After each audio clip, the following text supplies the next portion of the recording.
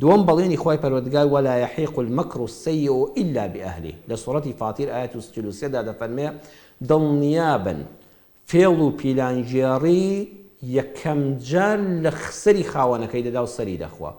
کوردەواری خۆشمان ڕێک ئەم ئاەتەیە چەند جوان بە پندێکی پێشینان دەڵێ ئەو کەسەی چاڵ بۆ خەڵک هەڵکەنێ خۆی تێدەکەوێت کەواتە دڵنیابن ئەو کەسەی کە بینی ژن و مێردێک تێک دەدا واللهی خۆی گەورە ژیانی خۆشی تاڵ دەکا هەر کەسێ ژیانی خەڵک تێک بدا خۆی گەورە ماڵی وێران دەکا.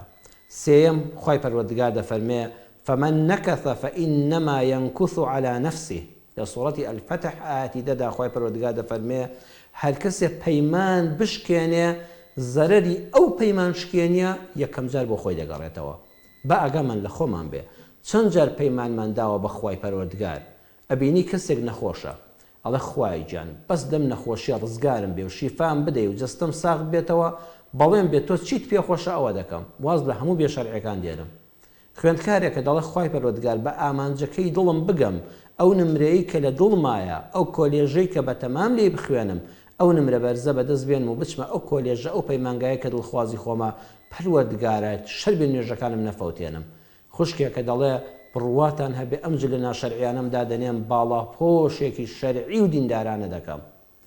کەسێکی تر دەڵێ خوای گیان لە کرێچێتی ڕزگارم کەی بچمە ماڵی خۆمەوە بەڵێم بێ بەس خواپەرستی تێدا بکەم غیبەتی کەس لەو ماڵەدا نەکرێ باسی کەس نەکرێ. کەسێکی تر دەڵێ خوا لە قەرزاری ڕزگارم کە بەس جارێکی تر قەرزاری خەڵک نەبم و لەبەر دەمی خەڵکە نەکڕۆزیەمەوە یا ڕەبی خوات و ئەو دەرگای ڕزق و ڕۆزیەم لێ بکەیتەوە بەڵێم بێ لە شکرانە بژێری دەرنەچم. کەچی سبحان الله ئینسان زۆر زوو لە خۆی دەگۆڕێ.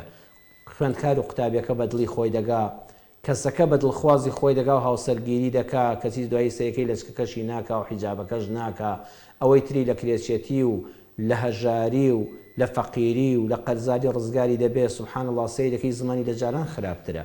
خوا فەرمووی زەرەرت کرد بەڵێنەکە شکاند لە بینی من و تۆدا بەڵێنێکت دابوو بە خوای پەروەردگار لەبیرتە دوێنێ خۆت لەبیر نەچێتەوە ئەگەر لە یادت کرد خۆ زەرەر دەکەی.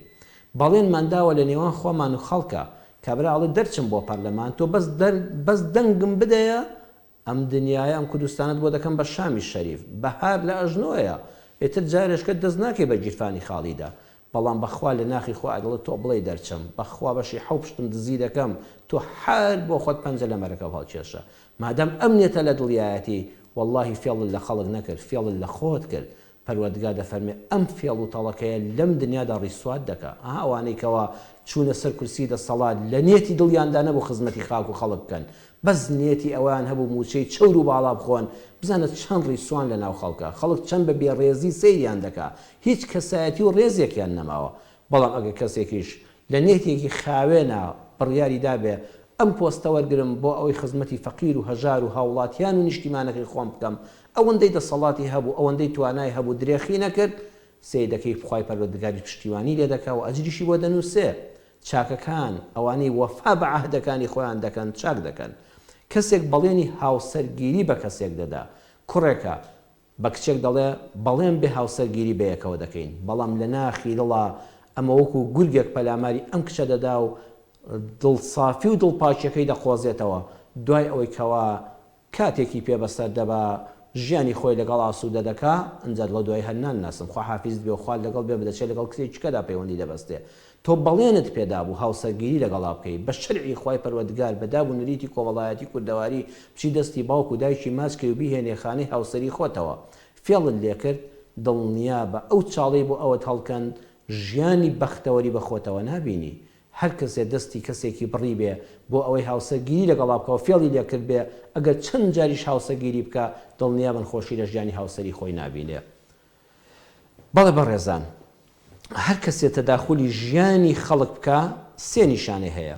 یەکەمیان دینی کزە چونکە ئیسلامی ئێمە دەفەرمێ من حسنی ئیسلامی المەرئی تەرکه ما لا یعنیه. هەر کەسێ جوان جوان لەم دینە حاڵی بوو بێ قەت تەداخولی شتێک ناکە کە پەیوەندی بە ئەوە نەبوو بێ. تخۆش نمێردێک بۆ خۆیان شاد و شکرن بە یەکەوە بە فەقیری بە هەژاری بە کرێچێتی بە جوانی یەکتر بە ناشرنی یەکتر هیچ عیبیان نییە.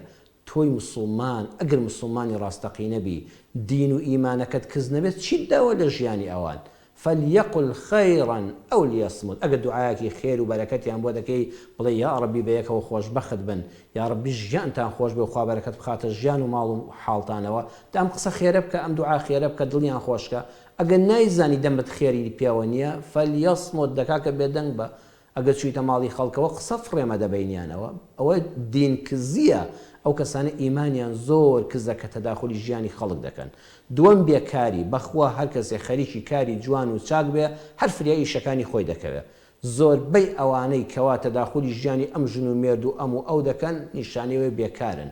خەڵکی کارکەر و دڵسۆز دەکارەکەیدا ڕۆژ ماندووە شەویش خواخوایەتی پشوێک بدا ئیتر ئاهی ئەوەی نییە بچێت ژیانی خەڵکەوە. سێیەم ناڕۆشنبیری. ئینسانی ڕۆشنبیر، ئینسانی ڕۆشنفکر، ئینسانی خوێندەواری ڕاستەقینە تەنها و تەنها گوڵ پێشکەش دەکا دڕک لا دەبا.